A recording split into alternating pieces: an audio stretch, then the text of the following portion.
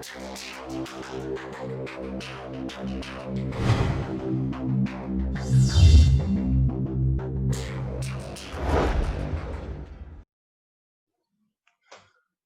samil alim minasyaitonir rajim. Bismillahirrahmanirrahim. Alhamdulillahirabbil alamin wassalatu wassalamu ala Rasulillah Muhammad bin Abdullah wa ala alihi wa sahbihi wa man ittaba'a bisanniyamiddin amma ba'd.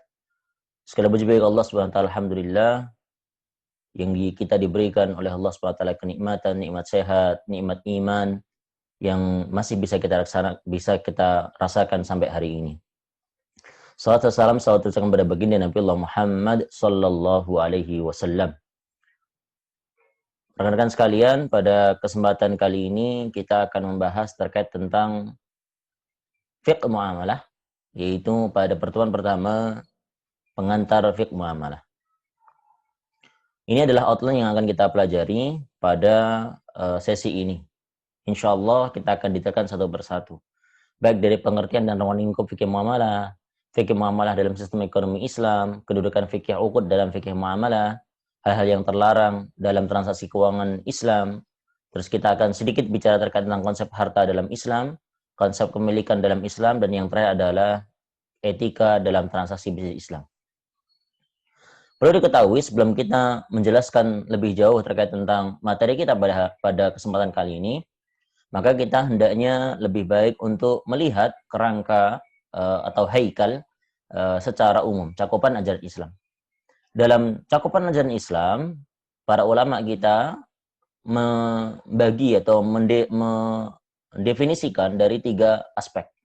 Pertama adalah dari segi akidah. Yang kedua adalah dari segi syariah. Yang ketiga adalah akhlak. Kalau kita lihat dari segi akidah, maka artinya ini bicara terkait tentang keyakinan, terkait tentang faith, yaitu iman kepada Allah Subhanahu wa taala, malaikatnya, kitabnya, rasulnya, qadarna, dan hari kiamat. Maka ini termasuk kategori dalam akidah. Dan yang kedua adalah syariah, di mana syariah ini adalah hukum. Maka syariah ini diklasifikasikan menjadi 2, ibadah mahdhah dan ibadah ghairu mahdhah. Ibadah mahdhah ini artinya apa? Ibnu Rushd dalam kitab Bidayatul Mujtahid menyatakan, yaitu ibadah ghairu ma'qulatil makna, ibadah yang akal nalar manusia ini susah atau tidak bisa menjangkaunya. Sebagaimana contoh di antaranya adalah taharah, salat, puasa, zakat, haji. Maka disebut dengan ibadah mahdhah karena akal kita, nalar kita tidak bisa langsung untuk mencapainya apa tujuan dari ibadah tersebut. Sedangkan ibadah ghairu mahdhah artinya ibadah ma'qulatil makna, yang mampu akal ini mencapai kepada tujuannya. Jadi bisa menalar. Yaitu terbagi menjadi 2, qanunul khas dengan qanunul 'am, yaitu hukum perdata dan hukum pidana. Nah, ketika kita bicara di qanunul khas, maka di sana ada muamalah. Inilah yang menjadi topik kita, muamalah, al-muamalah. Yaitu terkait tentang sosial, transaksi, keuangan dan sebagainya, dan muamalah. Terus masuk ke munakahat perkawinan, warasat, warisan. Kalau untuk pidana di sana ada jinayat, yaitu ada kriminalitas, hukum kriminalitas, hudud, dan juga sanksi-sanksi. Siasah, diantaranya juga ada namanya siasah, politik, ada jihad dan sebagainya. Ini masuk kategori qanunul 'am. Sedangkan klasifikasi yang ketiga, pembagian ketiga adalah akhlak. Di mana akhlak ini, akidah, syariah, dan akhlak ini tidak boleh terpisah satu dengan yang lain. Maka akhlak artinya beretika, tindak tanduk, perilaku, di mana kita ada akhlak kepada Allah Subhanahu wa taala, kepada manusia, kepada diri sendiri, dan kepada makhluk Allah Subhanahu wa taala. Dan ini diatur secara detail dalam Islam. Maka pada kesempatan kali ini kita akan membahas di bagian qanunul khas, yaitu muamalat. Masuk pada pengertian yang pertama, rekan-rekan sekalian, yaitu pengertian dan ruang lingkup fikih muamalah. Kalau kita melihat dari segi bahasa, muamalatun jama', yaitu plural dari kalimah muamalatun. Muamalatun, muamalatani, muamalat. Yang artinya adalah perbuatan, pergaulan, dan interaksi. Itu secara bahasa. Jadi, kayak contoh misalkan, yu'amilu awladahu. Misalkan, al-walidu yu'amilu awladahu. Wali atau orang tua berinteraksi, bergaul dengan anak-anaknya. Muamalatan hasanatan, dengan interaksi yang baik. Baik secara istilah, muamalah dapat diartikan yaitu apa? Hukum-hukum kompilasi syariah yang tersusun untuk pergaulan manusia. Di dunia mencakup pada apa? Muawadat maliyah. Muawadat maliyah artinya apa? Pertukaran harta. Dibilangnya adalah wealth exchange, yaitu harta-harta berpindah, saling berpindah. Munakahat, di situ ada pernikahan. Mukhasamat, dan juga mukhasamat, perselisihan, sengketa. Amanat, dan juga amanah. Dan yang terakhir adalah tirkah. Atau bisa dirangkum menjadi apa? Pengetahuan tentang kegiatan atau transaksi yang berdasarkan hukum-hukum syariat mengenai perilaku manusia dalam kehidupannya yang diperoleh dari dalil-dalil Islam secara rinci. Ini disebut dengan fiqh muamalah. Jadi, pada konsep fiqh muamalah ini, di mana yang akan dibahas banyak adalah interaksi manusia dengan manusia, terkhusus kepada apa? Yaitu transaksi keuangan. Bagaimana tata cara untuk mendapatkan barang, bagaimana tata cara untuk bertukar. Ini yang disebut dengan fiqh muamalah. Lebih kepada titik beratnya, yaitu transaksi untuk pemenuhan kebutuhan. Sedangkan ulama fiqh membagi fikih dalam 3 hal yang besar, yaitu apa? Fiqhul ibadat, fikih ibadah. Fikih yang bahasanya terkait tentang ibadah-ibadah. Ibadah-ibadah yang sangat sempit, yaitu apa? Salat, zakat, dan lain-lain, puasa misalkan. Sedangkan yang kedua ada pembagian fiqh muamalat, yaitu transaksi, jual beli, sewa menyewa, kerjasama, dan sebagainya. Dan uqubat ini maksudnya apa? Yaitu hudud tadi, yaitu sanksi-sanksi berupa iqab. Nah ini dia. Sedangkan muamalat terfokus pada harta benda. Menurut Profesor Ali Fikri, fiqh muamalat adalah apa? Ilmu yang mengatur pertukaran harta dan kemanfaatan antara manusia dengan perantara akad-akad dan konsekuensi. Nah, konsekuensi hukum maksudnya. Jadi disebutkan oleh Profesor Ali Fikri, jadi fiqh muamalat ini ada ekstensi atau ada lebih jauh pandangannya, yaitu apa? Dengan didetailkan namanya perantara akad-akad. Nah, akad inilah yang nanti menjadi inti dari bahasan fiqh muamalah. Kalau kita melihat fikih muamalah, pendivisian terbagi menjadi 2, yaitu diartikan secara umum, am, dan diartikan secara khas atau sempit. Maksudnya apa? Ketika melihat arti secara umum, yaitu apa? Aturan-aturan hukum Allah Ta'ala yang mengatur manusia berkaitan dengan pergaulan duniawi dalam interaksi sosial. Dalam segala bentuk interaksi sosial itu juga dibahas dalam fikih muamalah. Antara guru dengan murid, murid dengan guru, bapak dengan anak, anak dengan bapak, tetangga, dan sebagainya, itu termasuk kategori interaksi sosial umum, bermasyarakat. Nah, sedangkan arti sempit, ini yang menjadi bahasan pembelajaran kita, yaitu apa? Aturan-aturan hukum Allah Subhanahu wa Ta'ala yang wajib ditaati, yang mengatur hubungan manusia dengan manusia dalam hal perolehan harta. Dalam memperoleh harta, kita wajib untuk mengikuti aturan Allah Subhanahu wa taala, hukum-hukum Allah Subhanahu wa taala. Setelah kita memperolehnya, bagaimana pengembangannya? Mengembangkan juga dengan aturan Allah Subhanahu wa taala dan pendayagunaan harta. Maka harta juga selain kita peroleh, dikembangkan dan nanti diperdayagunakan dengan cara yang terbaik, pendistribusian dengan cara yang terbaik. Selanjutnya, masih dalam pengertian dan ruang lingkup fiqh muamalah, maka dalam lingkup fiqh muamalah itu ada 3. Lingkupnya pertama adalah konsep hak, al-huquq. Maka di sini bahasannya kami tidak akan detailkan terkait tentang konsep hak. Meliputi hak, sumber hak, perlindungan, dan pembatasan hak, dan pembagian jenis-jenisnya. Sedangkan konsep yang kedua adalah konsep harta, yaitu nadhariyatul mal. Kalau yang pertama adalah nadhariyatul huquq, yang kedua adalah nadhariyatul mal. Bagaimana konsep harta dalam Islam? Meliputi tentang harta itu sendiri, unsur-unsurnya, pembagiannya, itu ada bahasan yang sangat detail dalam Islam. Yang ketiga adalah konsep milkiyah, hak milik atau kepemilikan. Al-malikiyah atau al-milkiyah, meliputi hak milik, sumber-sumber pemilikan, pembagian macam-macam, dan sebagainya. Tapi nanti kita akan cakup atau kita akan bahas tidak secara detail sebagaimana dalam kitab-kitab fikih turas. Rekan-rekan sekalian, lanjut kepada hal-hal yang dilarang. Karena kita mengetahui asal dari muamalat itu ada dalam satu kaidah, al-aslu fil asya'i al-ibahah. Pertama, segala sesuatu, bentuk segala sesuatu, itu hukumnya adalah ibahah, halal.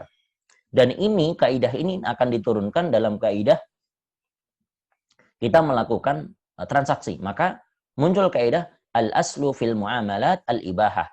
hatta yadulla ad-dalil ala tahrimiha. Atau dengan redaksi yang lain, berbagai kaidah itu beda-beda redaksinya.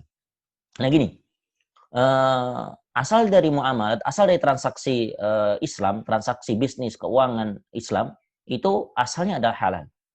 Sampai datang dalil, sampai datang satu hujjah terkait tentang pelarangannya. Maka sebenarnya segala bentuk transaksi itu adalah halal.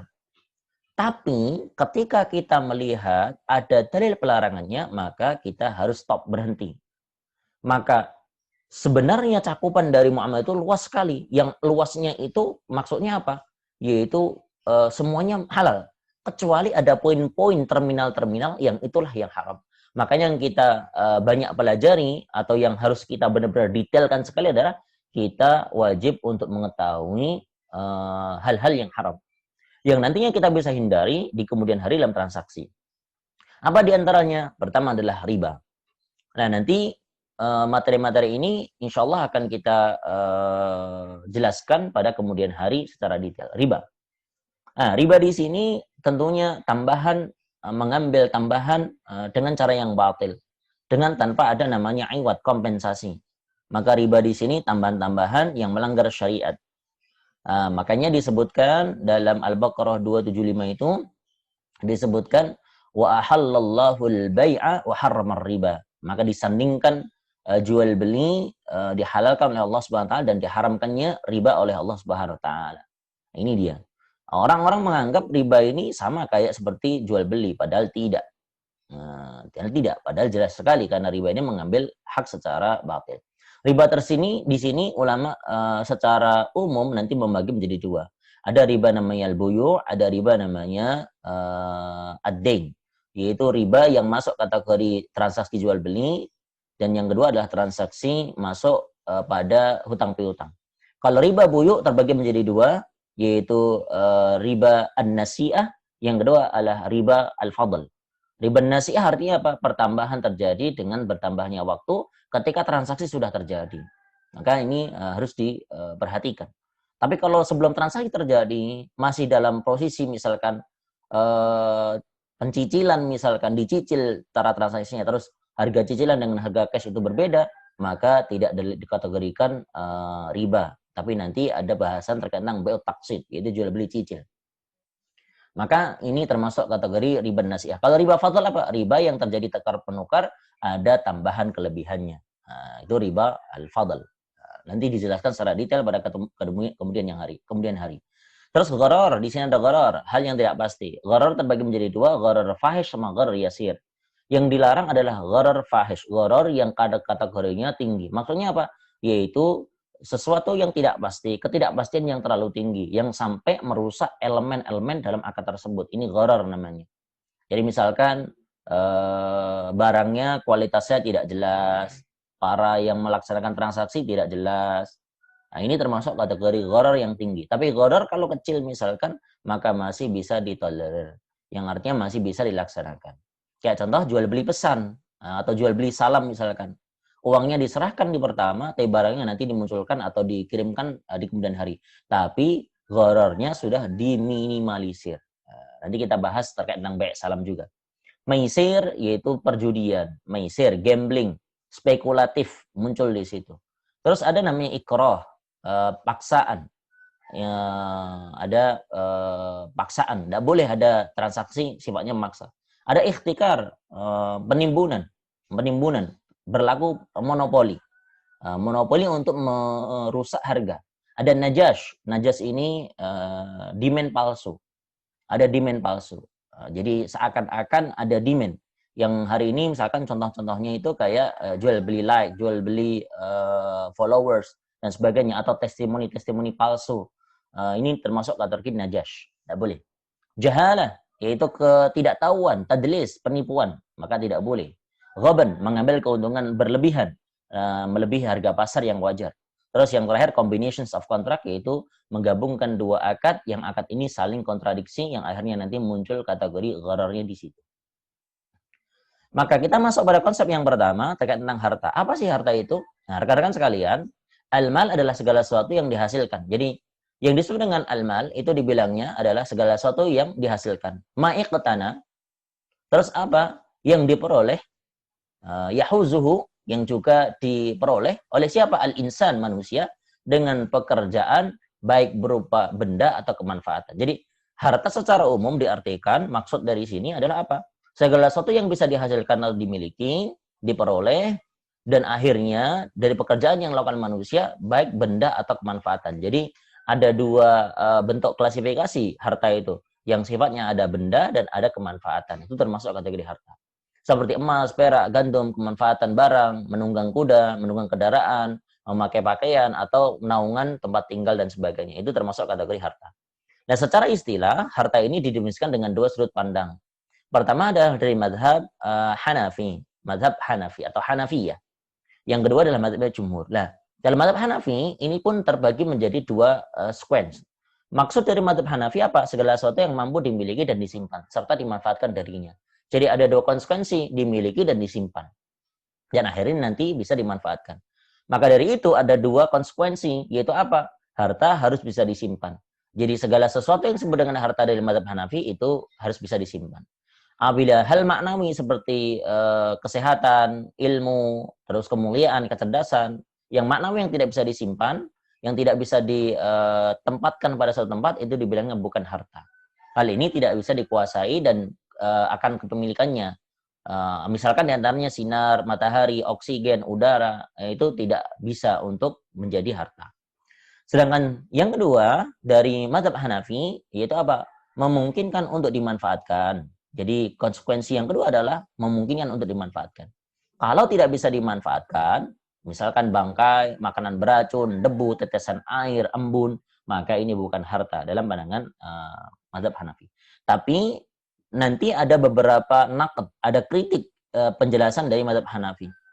Karena ternyata maknawi yang tidak bisa disimpan itu bisa juga termasuk kategori harta, yaitu apa? Kemanfaatan.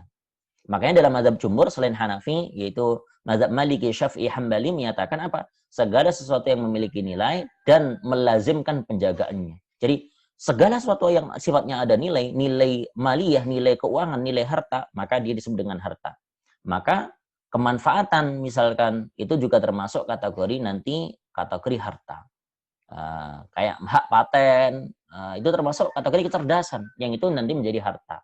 Atau dalam aspek tanda kutip teman-teman di akuntansi, goodwill, nama baik, itu bisa menjadi harta juga. Pembagian harta dalam Islam ini kita tidak akan jelaskan secara detail, tapi cuma ingin mengetahui. Berdasarkan kehalalan dan keharamannya, ada namanya mal mutaqawim, ghair mutaqawim. Mutaqawim artinya mampu kita untuk diambil kemanfaatannya, yang itu halal.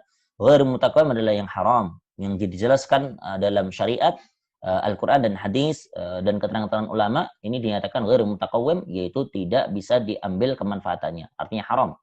Yang kedua berdasarkan diam dan bergeraknya, maka ada namanya iqar, ada mangkul. Iqar artinya tetap, harta yang tetap. Contohnya itu tanah, itu tetap. Kalau mangkul dia berpindah. Berpindah artinya bisa untuk dipindahkan.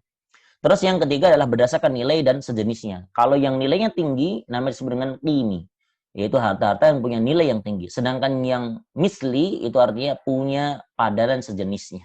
Ini seperti itu. Berdasarkan tetap dan tetapnya penggunaan ada namanya istihlaki, istihlak. Istihlak artinya ini rusak. Nanti ketika sudah dipakai dia akan rusak. Yang kedua ada musta'mal. Musta'mali yang dia bisa digunakan terus menerus. Itu musta'mal. Perspektif terkait tentang harta, pertama adalah Allah adalah pemilik dari segalanya. An-Najm 31. Walillahi ma fis samawati wa ma fil ard. Allah memiliki semua segala sesuatu yang ada di atas muka bumi ini dan di langit semuanya. Ini milik Allah. Jadi ini titipan bagi kita. Yang kedua, harta merupakan ujian, anamal. Qala hadza min fadli rabbi liyabluwani ashkur am akfur. Ini perkataan dari Nabiullah Sulaiman. Jadi hadza min fadli rabbi ini merupakan keutamaan dari Allah SWT. Liyabluwani, untuk mencobaku, untuk mengujiku. Ashkur am akfur. Apakah aku orang-orang yang syukur atau orang-orang yang kufur? Nah, itu dia. Yang ketiga, harta merupakan amanah. Yaitu surat Al-Hadid ayat ke-7. Yaitu apa? Aminu billahi wa rasulihi wa anfiqu mimma ja'alakum mustakhlafina fi. Mustakhlafin. yang berinfaklah atau keluarkanlah infaknya dari apa-apa yang aku telah mustakhlafin berikan kepada kalian. Nah, itu maksudnya apa? Amanah. Yang keempat adalah harta sebagai salah satu tujuan syariat. Al-Mulk ayat 15 ayat 15. Huwallazi ja'alakumul arda dhalulan famshu fi manakibiha wa kulu mir rizqi wa ilaihin nusyur. Nah, ini juga kategori tujuan dalam syariat. Status harta yang dimiliki oleh manusia, maka minimal ada 3. Pertama, Pak, sebagai bekal dan perhiasan kehidupan. Memungkinkan manusia untuk menikmatinya dengan baik tanpa berlebihan, tanpa tabdzir, tidak berlebihan. Yang kedua, sebagai ujian keimanan, terutama menyangkut cara mendapatkan. Jadi, jangan menjadi orang yang tamak terkait tentang harta. Itu ujian untuk kita dari keimanan. Dan memanfaatkannya, cara memanfaatkannya dengan yang baik, dengan bijak. Sebagai bekal ibadah, yakni untuk melaksanakan perintah Allah Subhanahu wa taala dan melaksanakan muamalat dengan sesama manusia secara baik dalam pandangan syariah. Sebab pemilikan harta, maka masuk kepada milkiyah. Milkiyah. Maksudnya kepemilikan apa? Hubungan antara kita dengan harta itu bagaimana? Yang nanti disahkan oleh syariah itu kepemilikan.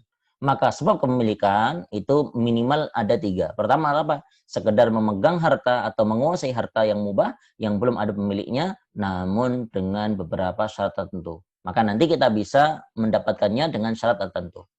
Yang kedua dengan akad pemindahan kepemilikan seperti jual beli, hibah dan sebagainya. Nah, itu yang nanti menjadi bahasan yang sangat detail dalam fikih muamalah. Yang ketiga dengan cara harta waris, yaitu kepemilikan dengan cara waris. Maka kedudukan fikih muamalah dalam sistem ekonomi Islam itu bagaimana? Maka kalau tadi ada kepemilikan, ada pengelolaan dan pemanfaatan harta, ada distribusi, maka kalau bicara kepemilikan ada individu, umum dan negara. Ada pengelolaan dan pemanfaatan harta, pembangunan harta dan pemanfaatan hartanya. Dan yang tadi distribusi, pendistribusian berdasarkan keadilan. Nah, fikih muamalah ada di mana? Fikih muamalah masuk semua aspek dalam ekonomi tersebut. Kenapa? Karena dia mengatur segala sesuatu dari aspek apapun yang ada dalam transaksi tersebut. Baik dari ekonomi produksi, ekonomi konsumsi, atau ekonomi distribusi. Maka fikih muamalah, akad-akad inilah yang mengatur secara detail. Nah, ini didetailkan dalam fikih muamalah. Jadi fikih muamalah menjadi sangat penting sekali dalam ekonomi syariah. Kedudukan fikih uqud dalam fikih muamalah. Nah, ini yang paling inti, yaitu apa? Fikih uqud, fikih akad, pemahaman ilmu terkait tentang akad-akad. Maka merupakan inti dari bahasan fikih muamalah. Akad merupakan elemen terpenting dalam semua transaksi Islam, baik bersifat komersial ataupun sosial. Komersial yang bisa mendapatkan keuntungan, sosial yang artinya untuk sifat-sifatnya membantu, tabarruk. Akad inilah yang menentukan sah dan tidak sahnya suatu transaksi, dilanjutkan dan tidak dilanjutkan atau dibatalkan dan sebagainya. Maka dilihat tergantung dari akadnya. Selanjutnya, kita masuk pada bahasan yang terakhir pada pertemuan kali ini, etika dalam transaksi bisnis Islam. Maka etika-etika ini menjadi sangat penting sekali. Karena bertransaksi tanpa etika, ya jelas ini adalah pelanggaran baik moral ataupun secara sosial. Maka Islam pun mengatur di sini, memberikan tuntunan agar kita menjadi insan-insan yang berakhlak yang mulia. Yaitu apa? Pertama adalah berniat karena Allah Ta'ala dalam setiap bisnis dan perniagaan.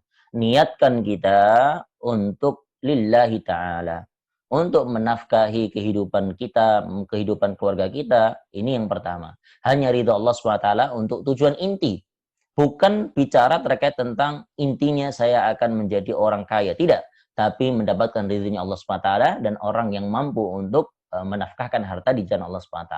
Disebutkan dalam hadis yaitu apa? Innamal a'malu binniyati wa innamal likulli imri'in ma nawa. Sesungguhnya amal-amal itu, semua perbuatan itu binniyat, tergantung kepada niatnya. Wa innama sesungguhnya likulli imri'in, setiap orang maka manawa, apa yang atas dia niatkan pada sesuatu tersebut. Yang kedua, mempelajari ilmu dan hukum-hukum terkait tentang bisnis dan transaksi.